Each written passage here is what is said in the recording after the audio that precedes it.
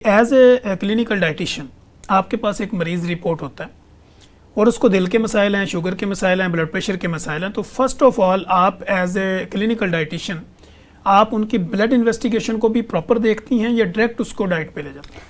بالکل، ان کی بلڈ جو ہم لوگ 3 طریقے سے جو ہے وہ علاج ABCD، یعنی اس کو آپ ایویلویٹ پراپر کرتے ہیں؟ جی، پراپر ایویلویٹ کیا جاتا ہے۔ ABCD ایک اسٹریچڈی ہوتی ہے، A سے اینتھروپومیٹرک، اس کے میئرمنٹ، وزن کتنا ہے، سارا کچھ۔ B سے بایو کیمیکل انالیسس ٹیسٹ کرائے جاتے ہیں۔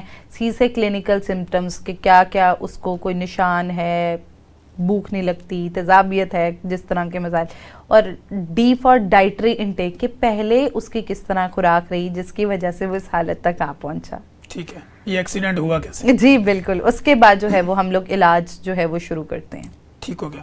آپ کی نظر میں as a clinical dietitian ji blood pressure, sugar, موٹاپا یہ لائف سٹائل چینجنگ بیماریاں؟ بالکل، یہ تمام بیماریاں ایسی ہیں جو کہ اگر ہم آپ کی اپنی پیدا کرنا، آپ کی اپنی پیدا کرنا ہے اور آپ اپنے ہاتھوں سے انہیں پیدا کرتے ہیں۔ جب ہم غلط چیزیں کھاتے رہتے ہیں اور اپنی ٹانگوں کو واک کے لیے استعمال نہیں کرتے، ایکسرسائز نہیں کرتے، تو اگر ہم اپنا لائف سٹائل امپروو کر لیں، لائف سٹائل بہتر کر لیں، تو نہ صرف ہم اپنی ان بیماریوں سے بچ سکتے ہیں بلکہ انہیں کنٹرول کر سکتے ہیں۔ تو اب ہمارے جتنے آڈینس دیکھ رہی ہے، اگر آپ کو بیماریاں ہو چکی ہیں تو بھی کوئی پریشان ہونے کی ضرورت نہیں۔ آپ آج سے ان پہ کام کرنا شروع کریں، آپ کنٹرول کریں، آرگینک ڈائٹ کی طرف واپس آئیں، بیلنس ڈائٹ لیں اور اس کنڈیشن کے مطابق جو آپ کی خوراک ہونی چاہیے وہ لیں۔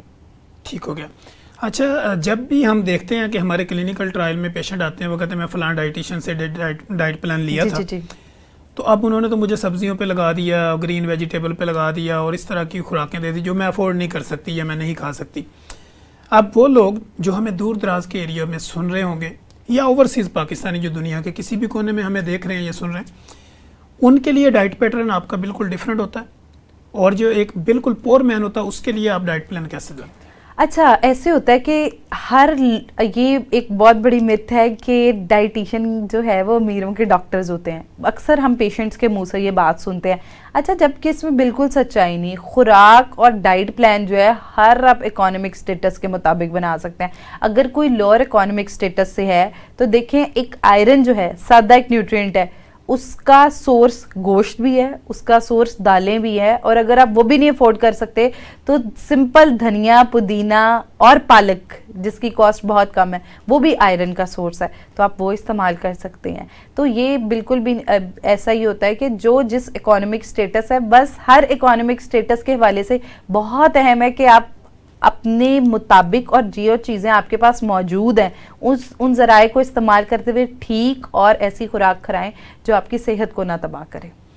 اچھا ڈاکٹر وردہ، آپ کا چونکہ کلینکل ایکسپیرینس بھی ہے اور ہم بھی ڈیلی بیسس پہ اسی پروسیس سے گزرتے ہیں، جی ایک عام آدمی کیسے سمجھے کہ وہ موٹا ہے؟